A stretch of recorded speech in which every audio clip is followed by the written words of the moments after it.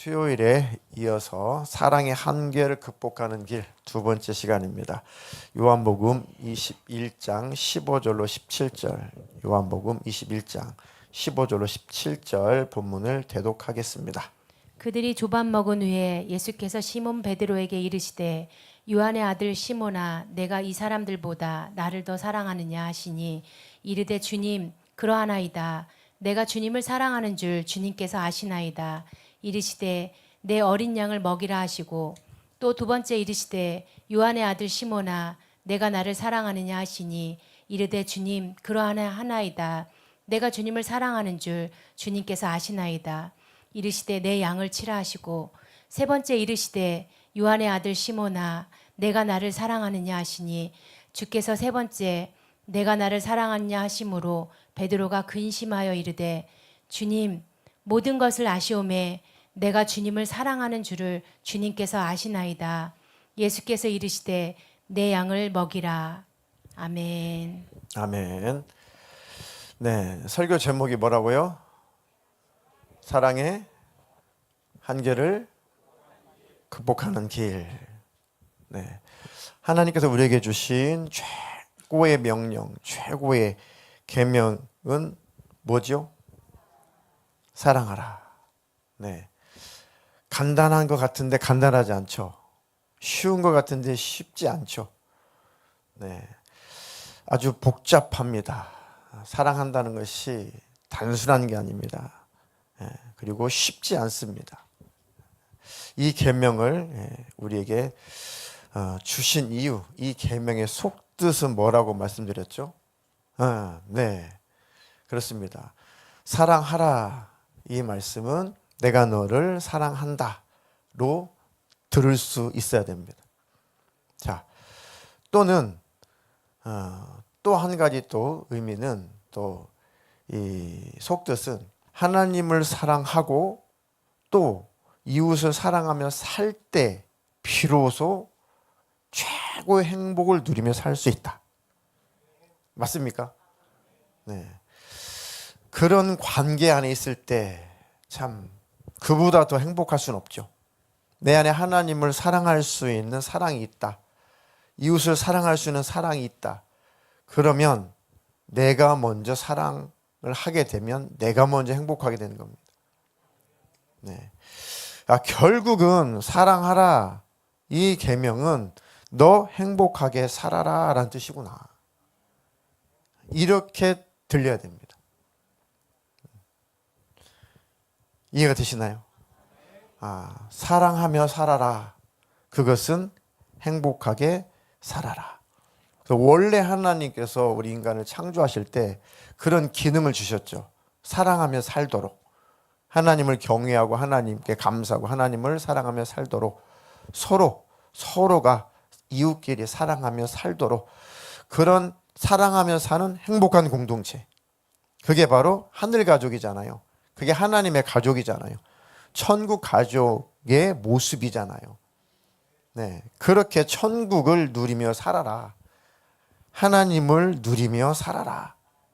그것이 원래 창조의 이유고 창조의 목적이었는데 인간이 그만 타락함으로 말미암아 그 복을 못 누리게 된 것뿐이죠.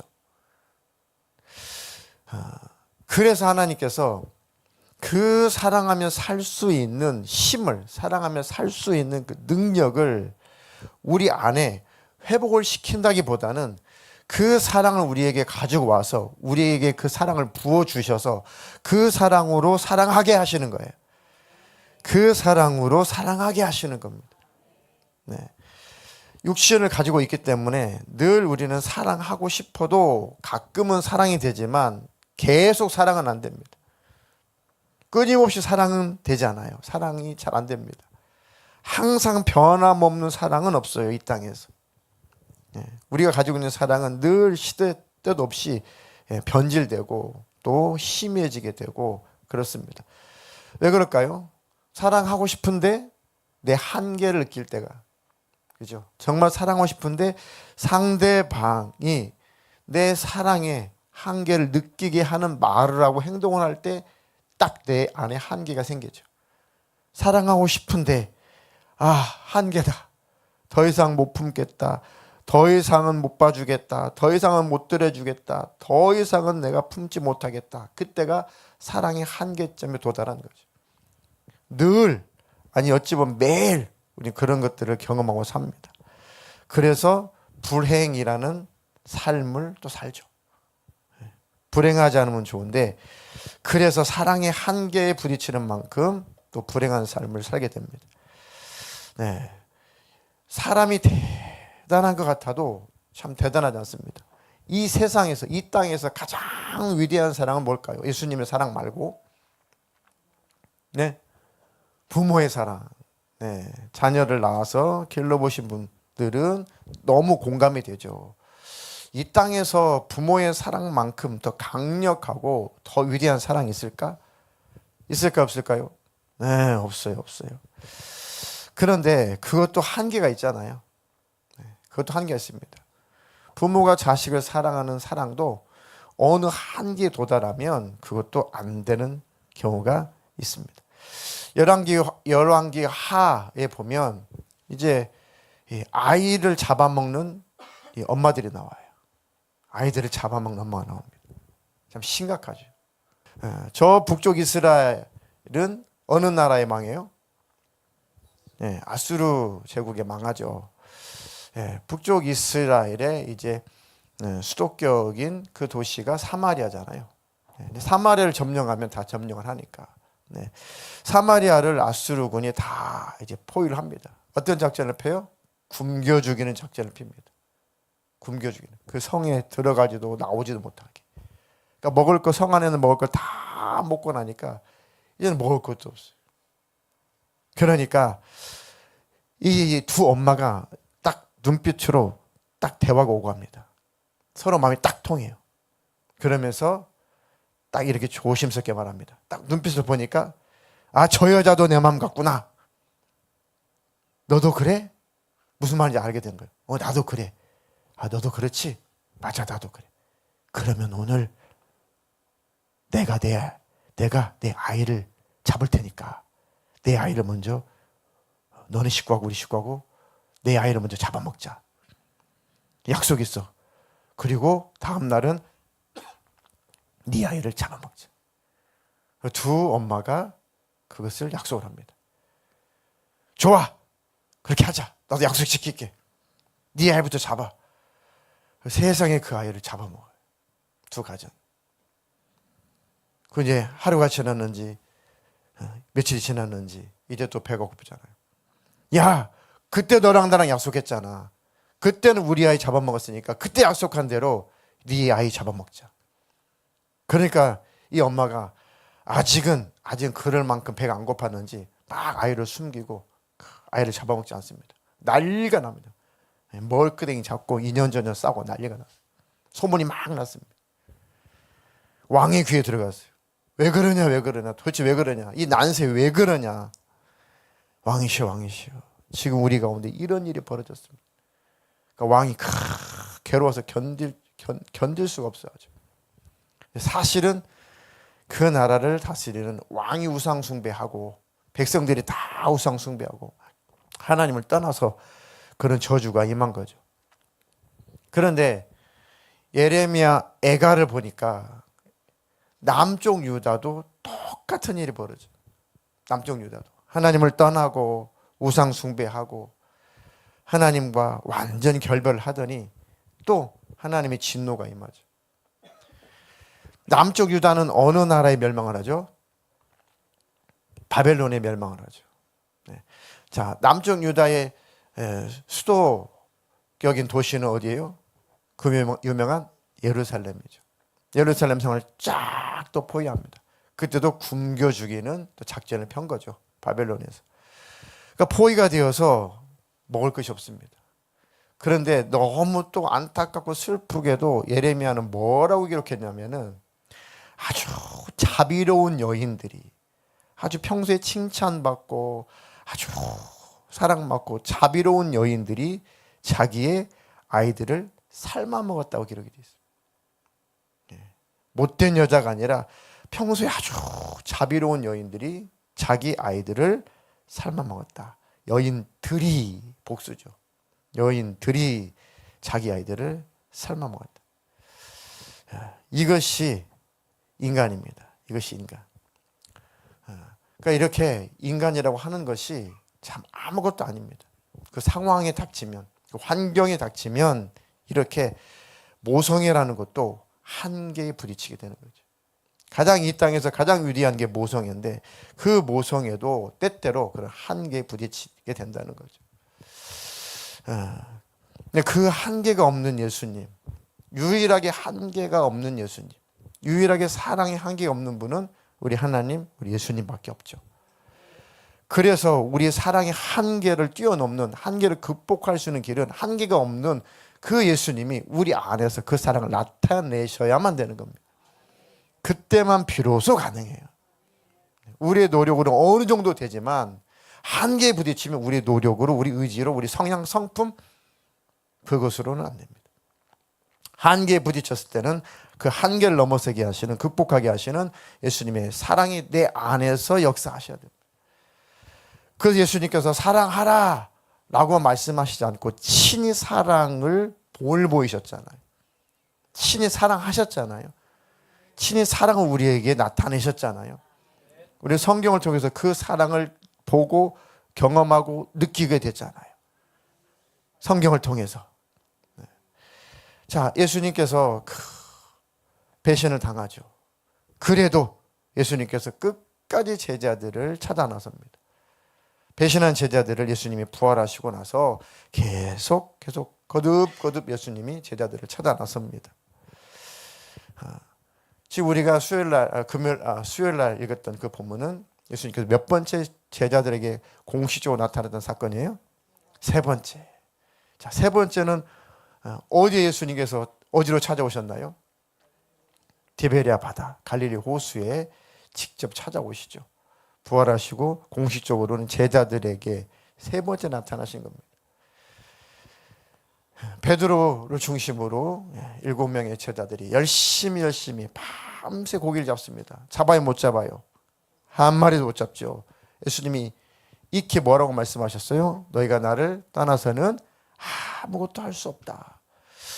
그런데 예수님께서 나타나셔서, 그때 예수님이 몰랐겠죠. 저 배 오른편에 그물을 던져라. 그물을 던지니까 큰 물고기가 몇 마리? 네, 153마리, 153마리를 잡게 된 거죠. 그리고 뭔가 이 경험이 지금 뭔가 범상치 않아요? 베드로 입장에서는. 여기서 많이 겪은 경험인데 내가 그전에 겪었던 건데 이거? 그전에도 호숫가에서 누군가가 깊은 곳에 가서 그물을 한번 던져봐라 해서 그때도 한 마리 못 잡았는데 그때 말씀에 순종했을 때 엄청나게 많은 고기를 잡아서 2배 가득 싣고 왔던 때가 있었는데 어라 저 호숫가에서 외치시는 분이 혹시 그분 그러고 있었는데 사랑하는 예수님을 사랑하시는 그 제자가 베드로에게 딱 얘기를 하죠. 뭐라고요? 선생님이시다. 우리 주님이시다. 그러니까 베드로가 그렇지 맞지 하고 겉옷을 갖춰 입고 그냥 물속으로 뛰어들죠. 그리고 헤엄을 쳐서 그 무거운 몸을 다 밤새 고개를 잡았으니 얼마나 지쳤겠습니까? 겉옷까지 입고 수영을 100m를 수영을 했으니 얼마나 지쳤겠습니까? 흠뻑 젖었죠. 도달해 보니까 호숫가에 가 보니까 예수님께서 다 아침상을 차려놓고 계시죠.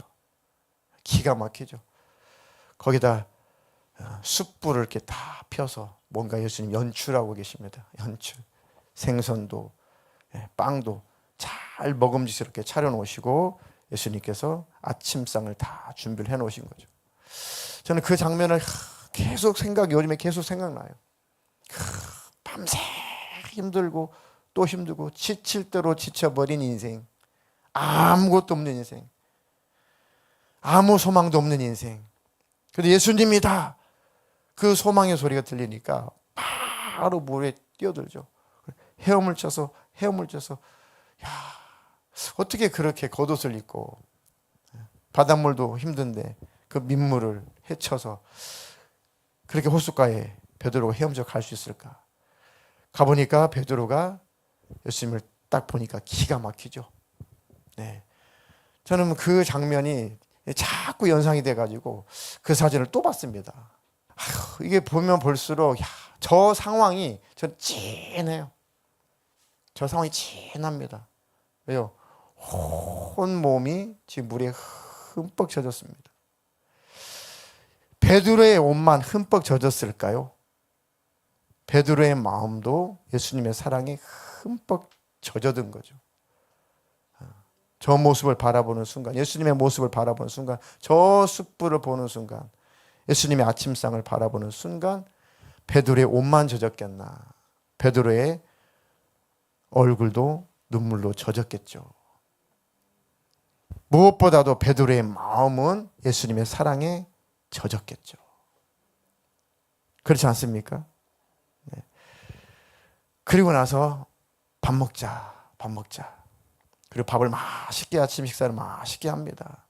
그래서 계속 베드로의 제자들의 마음속에 예수님의 사랑이 젖어들고 또 젖어들고 또 젖어듭니다. 충분히 베드로의 마음에 예수님의 마음이 젖어들었을 때 예수님께서 책망이 아니라 베드로의 마음을 다시 세우는 말씀을 하십니다. 책망이 아닙니다. 너 나 사랑해? 그건 책망이 아니라 다시 베드로를 예수님께서 그 마음을 다시 세우십니다. 15절이죠. 15절 다 같이 시작. 요한의 아들 시몬, 네가 이 사람들보다 나를 더 사랑하느냐.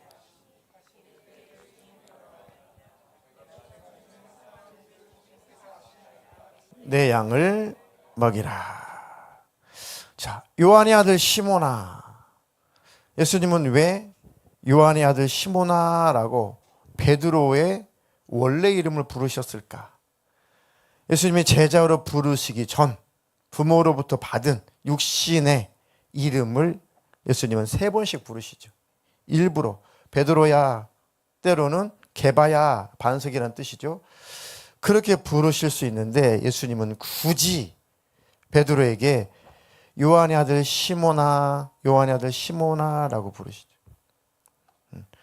너 왜 베드로여야 되는데 너 왜 지금 시몬을 있어? 라고 책망하는 것 같지만 책망하지 않아도 베드로는 지금 시몬이 되어 있는 거죠. 베드로가 아니라 시몬이 되어 있는 거죠. 자기가 너무 잘 알고 있죠. 굳이 예수님께서 그걸 확인시켜 주시는 것이 아니라 예수님께서는 이런 의미로 말씀하신 겁니다. 그래, 시몬아, 다시 시작해보자. 그래, 시몬아, 너 지금 시몬이지. 지금은 너 시몬의 위치에 있지. 이 자리에 있지. 괜찮아. 그래, 여기서 다시 시작해보자. 그래, 다시 해보자. 베드로는 지금 뭐 몸둘 바를 모르고 있어요. 지금 요한의 아들 시몬아, 네가 나를 사랑하냐. 그 전곡을 찌르죠. 비수처럼 날아올 수 있죠. 예수님 말씀이. 예수님 말씀을 잘 들어보니까 베드로가 상처를 받는 게 아니라 그래, 시몬아, 시몬의 자리에서 다시 베드로로 살아보자. 그래, 여기서 다시 한번 시작해보자. 그래, 다시 해보자. 그게 요한의 아들 시몬아, 네가 다른 사람들보다도 나를 더 사랑하냐. 그죠? 일부러 말씀하셨죠. 주님이 다 주님을 버릴지라도, 다 버릴지라도 저만큼은 절대로 죽는 곳이라도 주님 따라갑니다. 다른 녀석들 다 주님 떠나도 저는 저만큼은 주님 떠나지 않습니다. 베드로야, 그래? 다른 사람들보다도 나를 네가 더 사랑해? 최고 나를 사랑해? 라고 물어보셨죠. 그래, 그때 그 마음은 거짓말이 아니었어. 그때 그 마음까지 네가 거짓은 아니었어. 그때 그 마음만큼은 진심이었어. 그 진심, 그 진실, 그거 다시 한번 해보자. 그 마음 다시 한번 가져보자. 네가 상황이 그랬고 네가 용기가 없어서 그렇게 됐지. 그런데 네가 나를 배신하기 전까지는 네가 나를 따르고 네가 나를 사랑하고 네가 나를 따르고 싶어도 그 마음까지는 거짓말이 아니었어. 진실이었어. 다시 그 진실한 마음을 다시 한번 그 진실한 마음으로 다시 한번 시작해보자. 그러면서 베드로는 네, 아멘입니다. 아멘입니다. 얼마나 베드로가 그 소리를 들으면서 마음을 더 깊이 더 아주 결의에 찬 마음으로 베드로가 그 마음을 가졌겠습니까? 맞습니다, 주님. 그때 정말 내가 진심이었다는 거. 그때 정말 진심이었습니다. 내가 배신하긴 했지만 내가 주님을 배반하긴 했지만 이제 정말 주님을 배신하지 않겠습니다. 배반하지 않겠습니다. 그렇게 지금 베드로와 예수님과 대화를 하고 있습니다. 그러니까 예수님의 사랑을 만나게 되면 다시 일어날 힘이 생기죠. 그렇습니까? 예수님의 사랑에 젖은 만큼 우리는 주님을 따를 수 있고 주님의 일을 할 수 있고 주님의 사랑에 젖은 만큼 우리도 이웃을 사랑할 수 있는 거죠. 그 회복을 예수님은 지금 베드로와 제자들에게 그 회복을 계속 일으키시는 겁니다. 그 회복을. 누구나 다 힘들고 지칠 때가 있어요. 그렇죠? 그때 주님을 만나게 되면 주님의 가슴을 만나게 되면 그 한계를 극복할 수 있는 힘이 생깁니다. 실제 있었던 일인데요. 어떤 선교사님이 아프리카로 선교를 떠났습니다. 근데 다 잃었어요. 아내도 잃고 자녀도 잃고 건강마저도 잃고 그런데 해놓은 사역이라고는 이렇다 할 만한 사역을 이루지 못했어요. 너무 이 패배감, 너무 실패감이 젖어서 너무 괴로웠습니다. 그때 마귀라는 놈이 계속 정죄해야죠. 계속 참수하죠. 그래서 힘이 다 빠져서 나는 실패자야. 나는 자격 없어 하고 귀국을 해버렸습니다. 근데 그 선교사님을 불쌍히 여겼지만 아무도 환영해 주지 않았어요. 이 선교사님이 갈 수 있는 곳은 어딜까요? 이 선교사님이 갈 수 있는 곳, 유일하게 갈 수 있는 곳은 어딜까요? 이 상태로 갈 수 있는 곳은 어디예요? 마음이 허락된 곳은 어디입니까? 어머니 품밖에 없었습니다. 홀로 계신 어머니, 그 어머니에게도 면목 없지만 그래도 어머니만큼은 나를 받아주겠지. 어머니만큼은 나 이해해 주겠지. 그래서 고향에 홀로 계신 어머니를 찾아갔습니다. 어머니가 아무 말씀 안 했어요. 끌어안아주고 막 얼굴을 부비고 막 손을 잡아주고 아무 말씀 안 하시고 힘들었지. 밥 먹자. 성교가 어쩌냐 뭐 어쩌냐 아무 말씀 안 하시고 우리 밥 먹자. 그때 선교사님이 어머니 이 발 앞에 엎드려서 통곡을 했다는 거죠.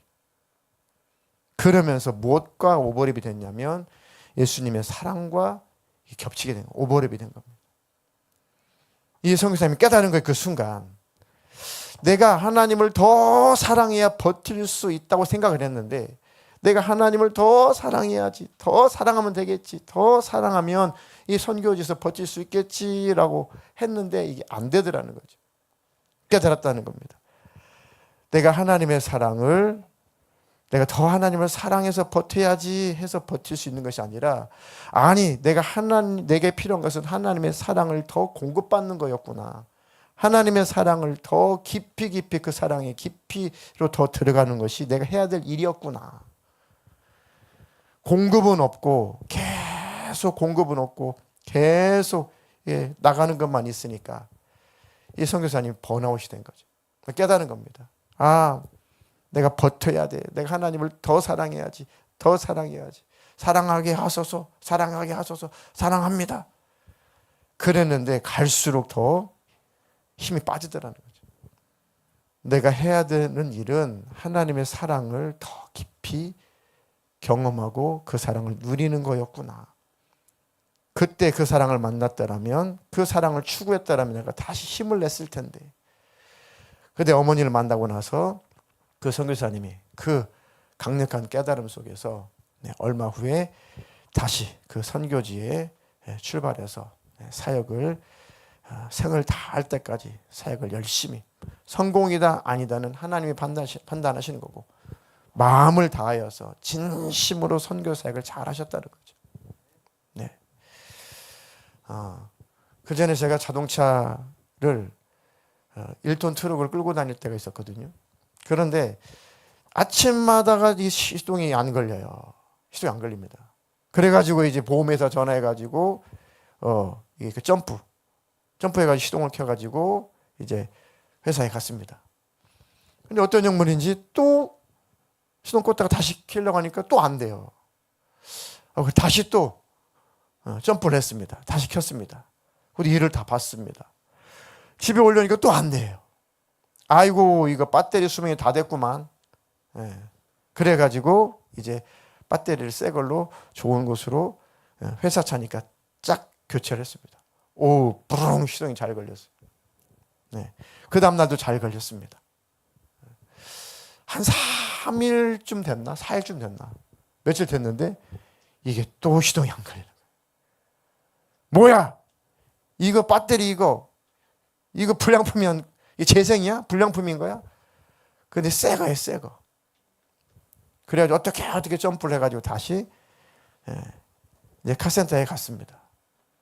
그 이제 정비사가 이렇게 점검을 해보니까 뭐가 문제냐면 배터리는 새 거 맞는데 왜 그런 현상이 있는가 했더니 차량 안에 발전기가 고장난 거예요. 배터리는 아무리 새 거라도 발전기가 고장나면 다시 충전이 안 되는 거죠. 차량의 배터리는 발전기가 있어서 계속 충전을 해줘야 그 배터리 전압이 유지가 되거든요. 아무리 새 거라도 계속 충전이 안 된 상태에서 계속 방전만 된 거잖아요. 충전이 안 되고 계속 방전만 됐으니 며칠 지나니까 이 배터리가 다 방전돼서 기능을 할 수 없었던 거죠. 그래서 발전기를 교체하고 나니까 그다음부터는 쌩쌩 몇 년을 탔습니다. 몇 년까지는 아닌데 잘 탔습니다. 이것처럼 계속 하나님의 은혜가, 하나님의 그 사랑이 계속 우리에게 충전이 돼야 돼요. 계속 공급이 돼야 됩니다. 그래야지만 입력이 있어야 출력도 있는 거예요. 계속 입력이 돼야 됩니다.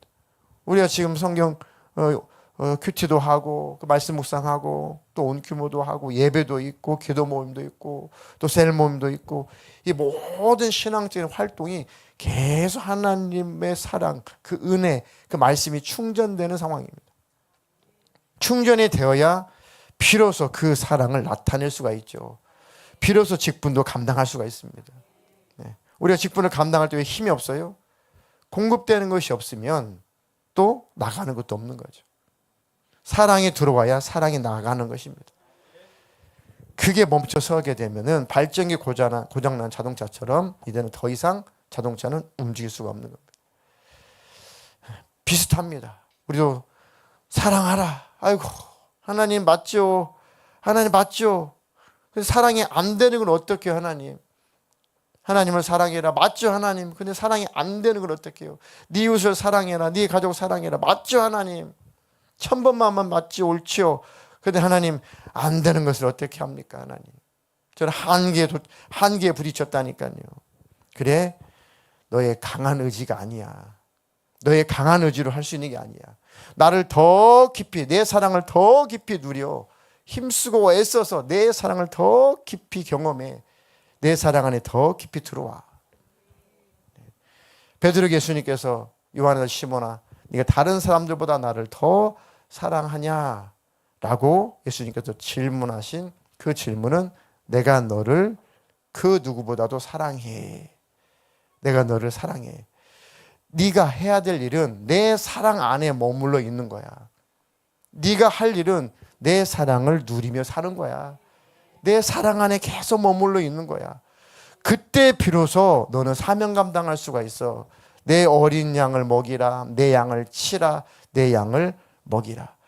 어린 양 구분했죠. 어린 양은 이제 새끼 양을 말하는 것이고, 양을 치라, 양을 먹이라는 성숙한 양을 말하는 겁니다. 예수님께서 맡겨주신 모든 이웃들, 예수님께서 만나게 하시는 모든 예수님의 이웃들, 예수님의 백성들, 우리의 모든 이웃들을 섬기고 사랑하고 그들에게 하나님의 사랑을 나타낼 수 있는 것은 우리의 의지에는 한계가 있다. 우리 의지를 강하게 하라는 것보다 하나님의 그 사랑을 더 깊이 누리라는 거죠. 그 하나님의 사랑 안에 늘 머물러 있으라는 겁니다. 그것이 우리가 힘쓰고 애써서 일생 해야 될 일이라는 거예요. 그 방법 외에는 육신을 가진 우리는 절대 사랑할 수 없습니다. 그 한계를 넘어설 수 없습니다. 숯불 앞에서 3번 질문하잖아요, 예수님께서. 3번. 왜요? 이 숯불은 원어상에 베드로가 숯불 앞에서, 불 앞에서 부인했던 그 숯불과 예수님께서 지금 숯불을 피우신 이 숯불과 단어가 원어상으로 똑같은 단어를 썼어요. 세팅을 잘했죠, 지금. 요한이. 똑같은 단어입니다, 지금. 똑같은 상황이죠. 숯불 앞에서 예수님께서 3번 질문하시죠. 왜요? 베드로가 숯불 앞에서 3번 부인했거든요. 그죠? 이것도 너 그렇게 완전히 3번은 완전수예요. 완전히 나를 부인했지. 그런데 이제 너 완전하게 회복해. 너 완전하게 회복해. 그러면서 베드로는 완전한 회복이 일어나는 겁니다. 한 번 물어보셨을 때 회복이 됐어요. 2번 물어보시고 자기가 고백할 때 회복이 됩니다. 3번 근심하면서 3번 자기가 고백할 때 베드로는 3번 완전수죠. 3번 물으셨을 때 진짜 회복이 된 겁니다. 내 안에 주님을 사랑하는 마음이 불릴 듯 일어나고 있는 거 주님 보셨죠? 주님 아시죠? 그래서 주님은 3번 아니라 100번이라도 베드로 회복이 될 때까지 물어봤을 겁니다. 왜요? 지난날에 그때를 연상시켜서 베드로에게 상처 주려고? 아니요. 베드로가 스스로 일어나게 하는 겁니다. 스스로 그 마음 회복되게 하는 겁니다. 내가 주님을 사랑합니다. 사랑합니다. 이 고백하라는 거예요. 내가 주님을 사랑합니다. 사랑합니다. 그렇지. 네가 내 사랑 알겠지? 네, 내가 주님 사랑 알겠고요. 그래, 내가 주님을 사랑합니다. 그렇지. 네가 내 사랑 알겠지? 네, 내가 주님 사랑 알고 내가 주님을 사랑하게 됐습니다. 그렇지. 네, 내가 주님의 사랑 알게 되었고 내가 주님을 사랑합니다. 주님 아시죠? 그래, 알았다. 됐다. 주님의 질문은 나를 향한 너의 사랑이 충분하냐? 그게 아닙니다. 너 내 사랑 알겠냐라는 뜻이에요. 네. 너 지금 내 사랑 안에 이제는 들어왔냐? 그런 뜻이라니까요. 네 사랑 충분히 강화시켰어? 그런 질문이 아닙니다. 지금. 너 내 사랑 진짜 알겠지? 네, 알겠습니다. 그래, 그럼 너 지금 내 사랑 안에 지금 머물러 있는 거야? 내 사랑 안에 들어와 있는 거야 지금? 네, 주님, 내가 주님 사랑 안에 들어왔고 그거 주님도 아시잖아요. 주님 사랑 내게 들어왔으니까 그 사랑으로 내가 주님을 사랑한다는 거 주님 아시잖아요. 내가 주님 사랑하는 줄 주님 아시지 않습니까? 라는 대답은 결국은 주님의 사랑 제가 압니다. 주님의 사랑 내가 다시 한번 확인합니다. 라는 뜻입니다. 그런데 놀랍게도 예수님께서 이렇게 질문을 해요. 질문을. 물론 요한복음에서 사랑이라는 단어를 복음서에서 사랑이라는 단어를 아가파오나 필레오나 이런 단어를 섞어서 쓴 건 맞아요. 그죠? 그러니까 아가파오, 아가페 아시겠죠? 아가페라는 사랑. 그게 무슨 사랑이에요? 네. 조건 없는 사랑이잖아요. 조건 없는 사랑은 누구만 완벽하게 해낼 수 있어요? 하나님만, 우리 예수님만 아가페적인 사랑, 아가파오를 할 수 있는 분, 유일한 분이시죠. 사람은 할 수 없죠. 사람은 할 수 없습니다. 그런데 지금 요한은 지금 섞어 쓸 수 있는데 일정한 규칙적으로 이 단어를 배열을 해요. 예수님께서 베드로에게 물어보셨을 때는 어떤 단어로 물어보셨을까요? 네, 아가파오. 베드로야, 너 나 아가파오 이렇게 물어봤어요. 사랑해란 뜻이에요. 사랑하니란 뜻입니다. 아가파오라는 질문에 아가파오라고 대답을 못했습니다. 예수님께 베드로는 필레오라고 대답을 해요. 필레오는 사람과의 사랑, 친구 간의 우정, 사람이 할 수 있는, 사람이 최선을 다해서 사랑할 수 있는 그 사랑이 이 필레오거든요. 제가 예수님처럼 조건 없는 완벽한 사랑은 해낼 수 없지만 제가 필레오 사랑은 할 수 있습니다. 정직하게 대답했다고 요한은 일부러 그 규칙적으로 단어를 배열한 거죠. 그래, 예수님께서 너 나를 아가파오? 그래, 진짜 알아들었네. 이제 알아들었네. 그러니까 베드로가 두 번째도 예수님, 제가 예수님을 필레오, 정말 제가 최선을 다해서 사랑할 수 있지만 제가 예수님만큼은 사랑은 못해요. 예수님께서 그러면 됐어. 그러면 됐어. 그 맞아. 그 이상의 사랑, 그 한계를 초월하는 사랑은 나를 통해서 공급되는 거 맞지. 네가 제대로 깨달았구나. 그래서 예수님께서 맞장구를 쳐줘요. 세 번째는 예수님께서 너 나 필레오 이렇게 물어보세요. 그러니까 베드로가 예수님께 네, 필레오라고 자신 있게 대답을 합니다. 근심을 하지만 나중에 힘을 얻어서 예수님, 제가 예수님을 필레오라고 대답합니다. 예수님께서 베드로의 입장까지 내려오신 겁니다. 그래, 네가 나를 스스로 완벽하게 나처럼 신처럼 사랑해낼 수는 없지. 그렇지. 그러나 네가 사랑할 수 있는 그 최선을 다 한다는 거지. 그렇게 나 사랑할 수 있다는 거지. 그만큼은 나 사랑할 수 있다는 거지. 네, 주님. 그만큼 제가 주님을 사랑합니다. 그래, 그 필레오 이상의 그 한계를 넘는 그 사랑은 너는 못하는 거 맞아. 그 필레오를 극복하는 그런 아가페적인 그 사랑은 내 힘으로, 내 사랑의 힘으로만 할 수 있는 거 맞아, 베드로야. 그래서 너는 내 안에 머물러 있어.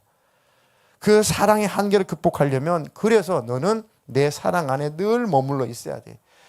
그때 비로소 아가파오의 사랑이, 아가페적인 사랑이 너를 통해서 내 사랑이 나타나게 될 거야.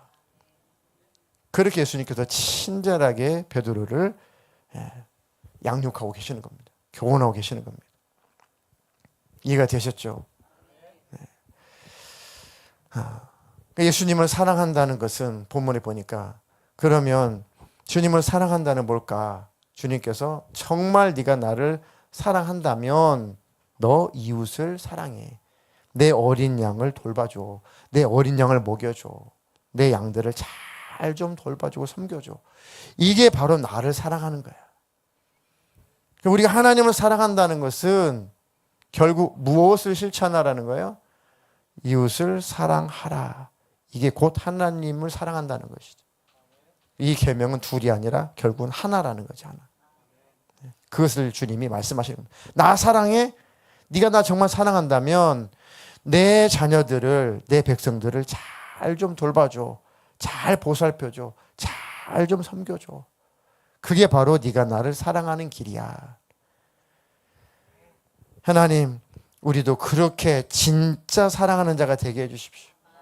진정한 사랑을 하며 살게 해주십시오. 근데 주님, 저는 늘 그렇게는 사랑이 안 되거든요.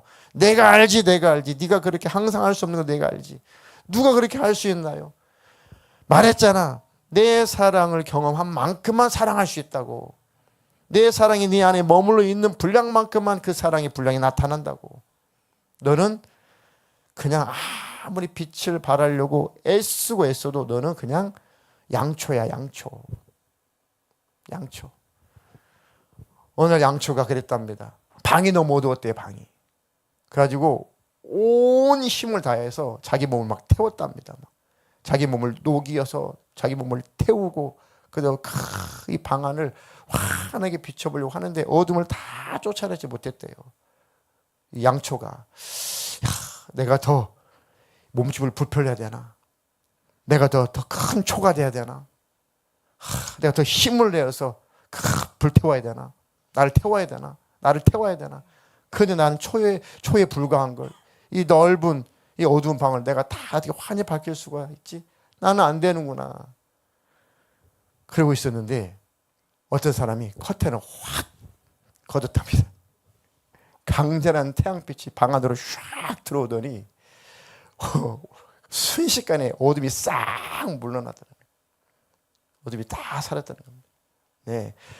우리가 아무리 우리 사랑을 불태우려고 해도 그 수준에 불과하죠.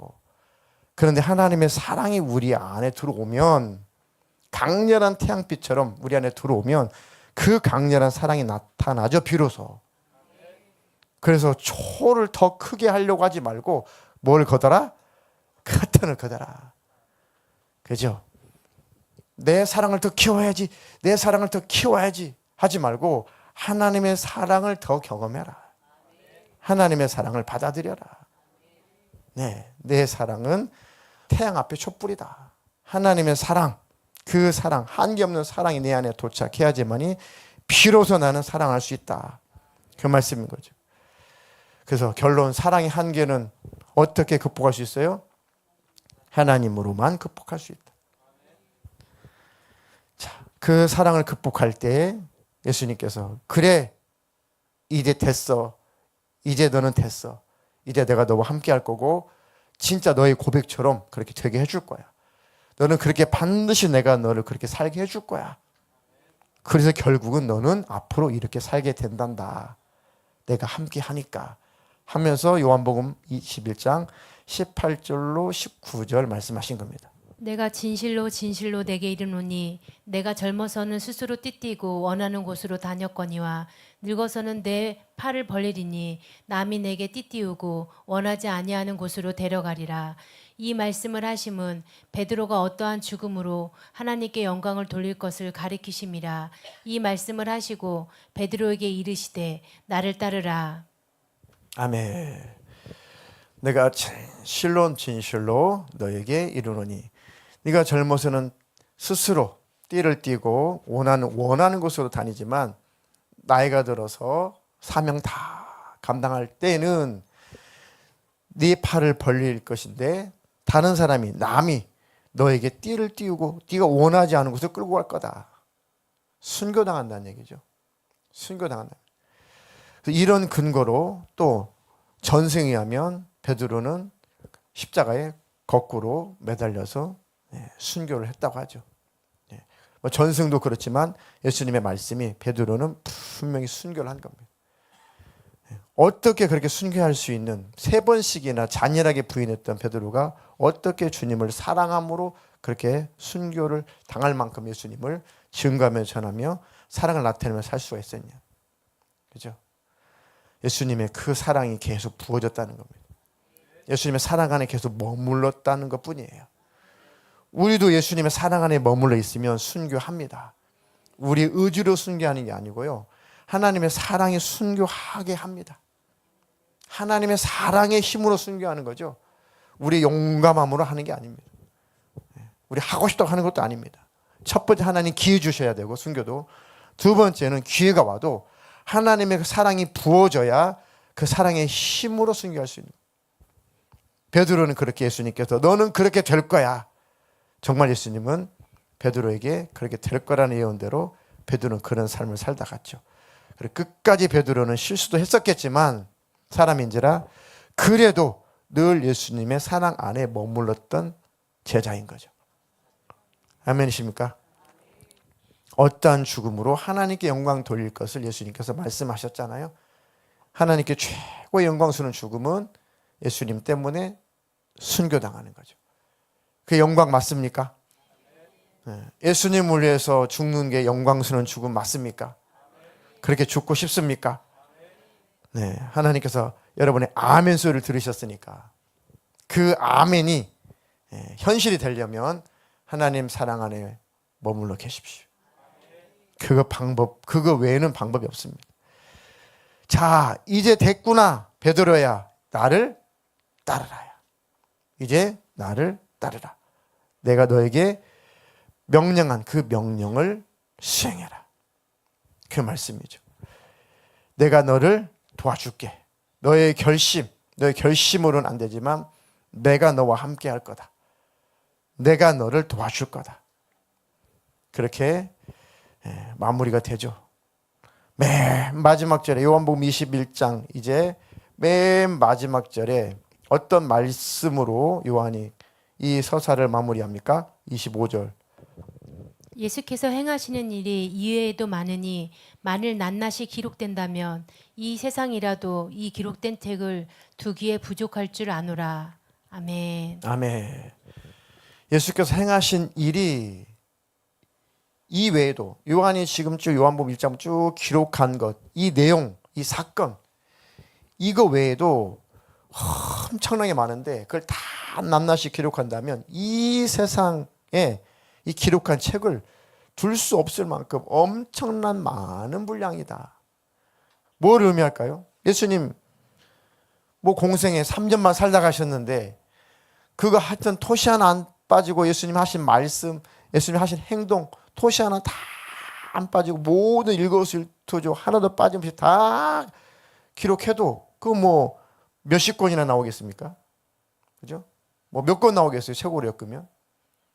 근데 요한은 왜 이런 표현을 하셨을까요? 요한이 이런 표현을 했을까요? 요한은 스스로 자기가 어떤 제자라는 거예요? 예수님께서 사랑하신 그 제자라고 했잖아요. 계속해서.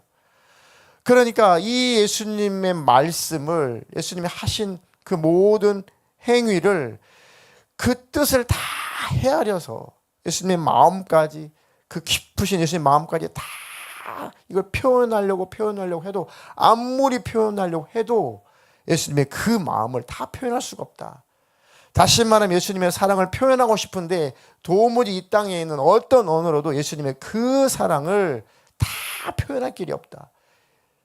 이거 되십니까? 그만큼 사도 요한이 예수님의 가슴을 깊이 만났다는 거죠. 네. 이게 우리에게 주시는 교훈이 뭡니까? 주님, 내가 주님의 그 사랑을 더 많이 누리게 해주십시오. 끝없이 누리게 해주십시오. 더 깊이 누리게 해주십시오. 계속해서 그 사랑 안에 머물러 있게 해주십시오. 한계 없는 그 사랑을 계속 누리게 해주십시오.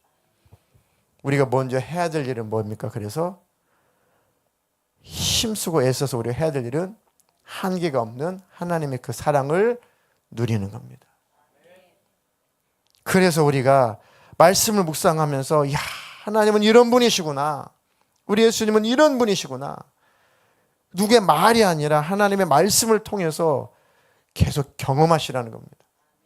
말씀을 묵상하면서 하나님은 이런 분이시구나. 우리 예수님은 이런 분이시구나. 직접 그 말씀을, 그 음성을 여러분이 말씀을 통해서 묵상하면서 경험하시라는 겁니다. 그 음성을 들으시라는 겁니다. 그 사랑이 부어질 때 우리는 비로소 사랑의 한계를 극복할 수가 있다. 그래서 베드로가 순교하기 전에 뭐라고 고백을 했을까요? 베드로의 고백. 그 가사 뭡니까? 내가 후회하지 않는 것. 내가 절대 후회하지 않는 것이 있다. 십자가에서 거꾸로 매달려 죽으면서 베드로의 고백. 내가 단 한 가지 정말 전혀 후회하지 않은 것이다. 이렇게 잔인하게 비참하게 십자가에 거꾸로 매달려 죽을지라도 내가 후회하지 않은 것 하나 있는데 내가 예수님을 따르는 거다. 아멘이십니까? 우리도 최후에 이런 고백을 하다가 가면 얼마나 좋겠습니까? 저도 여러분도 꼭 이런 고백하다가 주님 만나시기를 주님의 이름으로 축복합니다.